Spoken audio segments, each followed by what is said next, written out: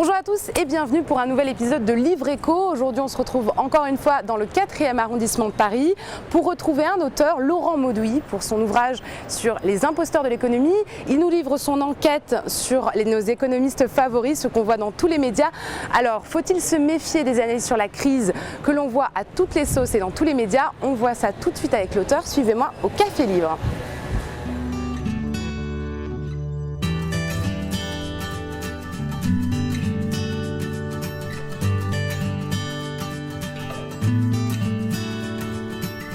Monsieur Laurent Mauduit, bonjour. Bonjour. Merci d'avoir accepté cette invitation dans le Café Livre et la jolie bibliothèque du Café Livre. Merci à vous. Alors on est venu pour parler un petit peu de cet ouvrage, c'est Les imposteurs de l'économie, publié chez Jean-Claude Gozwitch.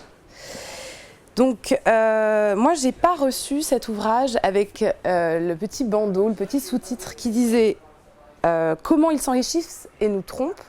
Alors, est-ce que vous avez un peu abandonné cette accroche Écoutez, les faits que je rapporte dans ce livre sont des faits assez énergiques. Oui. Je pense, immodestement, qu'ils font réfléchir. Et donc, l'éditeur avait rajouté on appelle ça un bandeau en termes d'édition.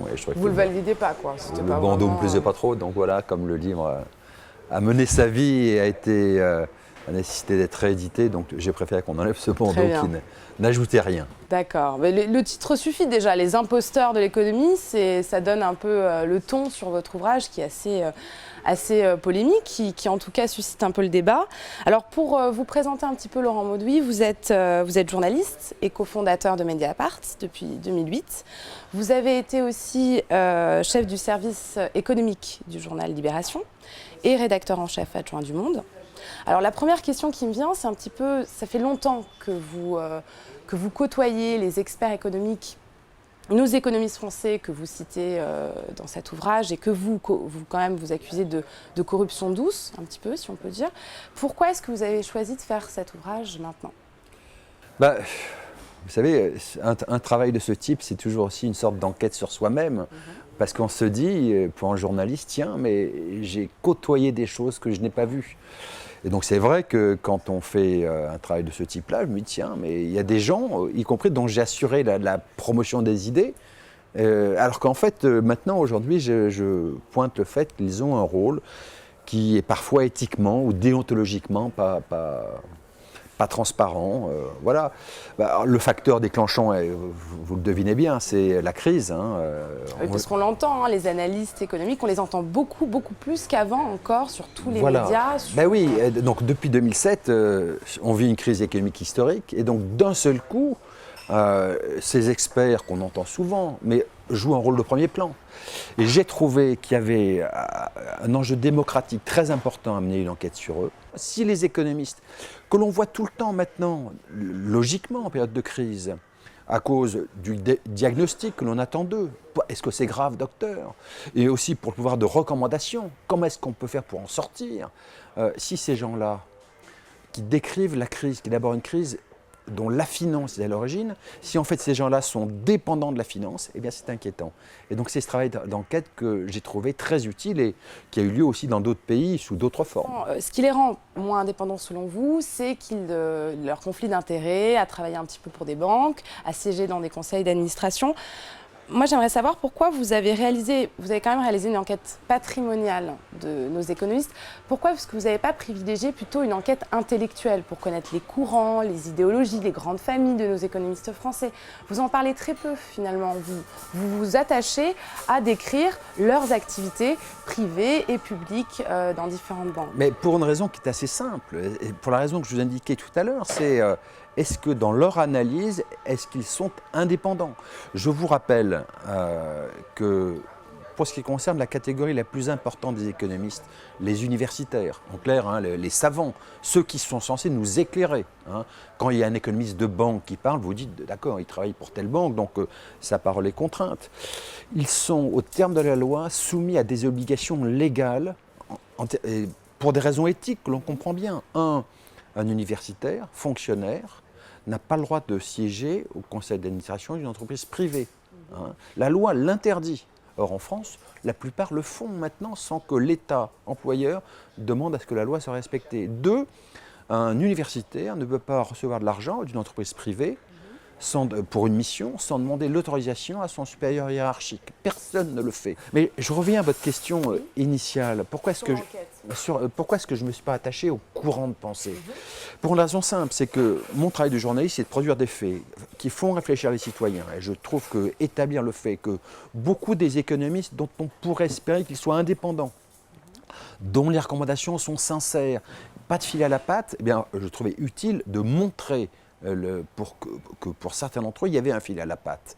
Ensuite, il y a un effet second, c'est que je trouve que cette OPA de la finance sur le monde dans l'enseignement produit un effet terrible, qui est un effet un peu de pensée unique. Alors, mais je ne veux pas l'établir de manière sectaire, de manière dogmatique, parce qu'il y a des belles intelligences qui continuent de travailler, quel que soit le lien de dépendance. Je veux dire, quand je reproche, par exemple, à Daniel Cohen, chargé de l'économie à l'École normale supérieure, l'un des lieux de l'excellence du savoir en France, de travailler par ailleurs pour la Banque Lazare, je ne dis pas pour autant que sa pensée est contrainte, mais je dis que ça crée un risque pour la collectivité des économistes. Et vous voyez bien, si vous prenez aujourd'hui la diversité des opinions qui s'expriment dans les grands médias, ceux qui tiennent le haut du pavé dans les grands médias, je pense à C'est dans l'air, la plupart des grandes radios et télévisions, bien sûr, ce tous leurs sont chroniqueurs, les économistes néolibéraux. Oui. Il y a une forme de pensée unique. C'est ça la pensée unique, c'est le néolibéral? Oui, c'est la pensée dominante. Et c'est vrai que la pensée dominante en économie, ça a été pendant 20 ans, les 20 dernières années, la finance, c'est formidable. J'en donne un exemple, parce que beaucoup de ces gens-là... Parce que sur cette pensée unique, excusez-moi, mais par exemple, vous parlez du système Minc, Alain Minc, qui est économiste, qui a été conseiller de Nicolas Sarkozy.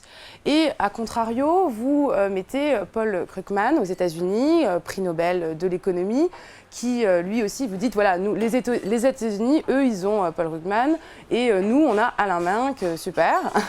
Mais j'ai envie de dire, Paul Krugman, il a quand même été conseiller sous Reagan entre 1982 et 1984.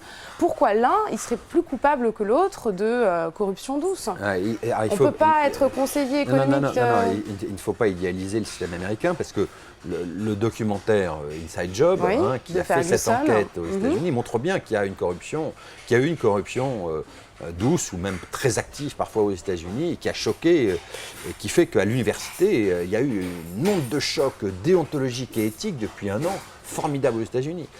Non, l'aspect très franco-français, c'est que certains de ces économistes ont abandonné le terrain de la production intellectuelle et sont devenus une sorte de lobbyistes de la finance. Mais donc si vous prenez ses livres, Alain Minc, il est invité, il fait combien? 10 émissions par semaine. Radio, télé, il est partout, tout le temps.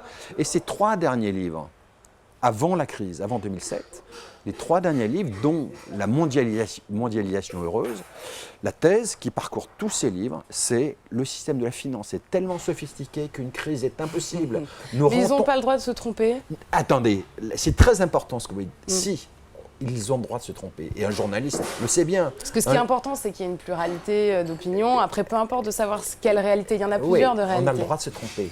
Ce qui est grave, ce n'est pas l'erreur, c'est la répétition de l'erreur. Et ce qui est encore plus grave, c'est la répétition toujours de la même erreur. Parce que dans ce cas-là, ce n'est plus une erreur, c'est un parti pris. Quelqu'un qui se trompe tout le temps, toujours, et qui accessoirement fait écrire ses livres en grande partie par d'autres que par lui-même, il serait disqualifié du débat public. Or, lui, on n'entend que lui. Alors justement, quand même, le débat public, on leur donne la parole. C'est les journalistes qui ont quand même leur part de responsabilité. Quelle est-elle, cette part de responsabilité? Pourquoi est-ce qu'ils donnent toujours la parole aux mêmes? Je trouve que pour les journalistes, elle est très très lourde, parce que ce système de monopole de l'expression dans le débat public, on voit toujours les 10 mêmes économistes tout le temps, partout. Et pourquoi vous n'avez pas fait une enquête sur les journalistes économiques? Si, j'ai fait un chapitre sur la presse et la responsabilité de la presse dans ce système. Je trouve ça très choquant. Prenez un exemple qui est très simple. Je révèle donc l'une des figures connues du Cercle des économistes, donc l'une des grandes associations. Jean-Hervé Lorenzi. Non, Olivier Pastré. Et par ailleurs, chroniqueur économique sur France Culture, le lieu du savoir, la radio du débat intellectuel. Hein. Je révèle que cet Olivier Pastré, qui se présente sous sa casquette de professeur à Paris 8, professeur d'économie, est par ailleurs président d'une banque d'affaires en Tunisie, IM Bank, et a fait la moitié des privatisations de Ben Ali. Mais ceci étant, il ne s'en cache pas. Sur son blog, M. Pastré, tout est écrit, toutes ses activités, on a accès à son CV. Oui, sauf que quand vous écoutez France Culture, et qu'il dit, moi je connais très bien, juste avant la chute de Ben Ali, je connais très bien l'économie du Maghreb. Il ne dit pas aux auditeurs de France Culture, sauf les quelques rares qui vont sur le site internet, je fais les privatisations de Ben Ali. Alors, est-ce qu'il ne peut pas être à l'intérieur du système? Parce que c'est ça aussi. Est-ce qu'on ne peut pas être, entre guillemets, jugé parti, j'entends bien, mais est-ce que ça ne lui rajoute pas de la compétence quand même de siéger au sein d'un conseil d'administration de banque, de connaître le système financier sur son analyse? Dis-moi, moi je suis journaliste économique et financier. Est-ce que vous pensez que j'ai besoin d'être payé par BNP Paribas pour faire une enquête sur la responsabilité de BNP Paribas dans la fraude Madoff en France? Honnêtement, j'ai besoin d'être payé par eux. Alors, prenons une autre façon de répondre à votre interpellation. C'est, je comprends bien le débat un peu scolastique, trop loin du monde, on est dans une tour d'ivoire, on le décrit mal, trop près, on a les mains un peu poisseuses. Vous remarquerez que l'argument avancé par certains des économistes, on a besoin d'être dans le système pour le comprendre, ça ne vaut que dans un sens. C'est, on a besoin d'être dans les milieux de la finance, très cher payé. Et un économiste ne dit pas, pour bien comprendre la déréglementation du marché du travail, j'ai besoin d'être OS précaire chez Renault. Non, c'est très équivoque comme argument. Très bien. Bon, écoutez, ce sera le mot de la fin. Je vous remercie beaucoup, monsieur Merci de nous avoir reçus ici. Merci aussi au Café Livre de nous avoir reçus dans cette belle bibliothèque. Merci à Laura, à Lucille et à Cédric derrière la caméra. À très vite sur Décideur TV.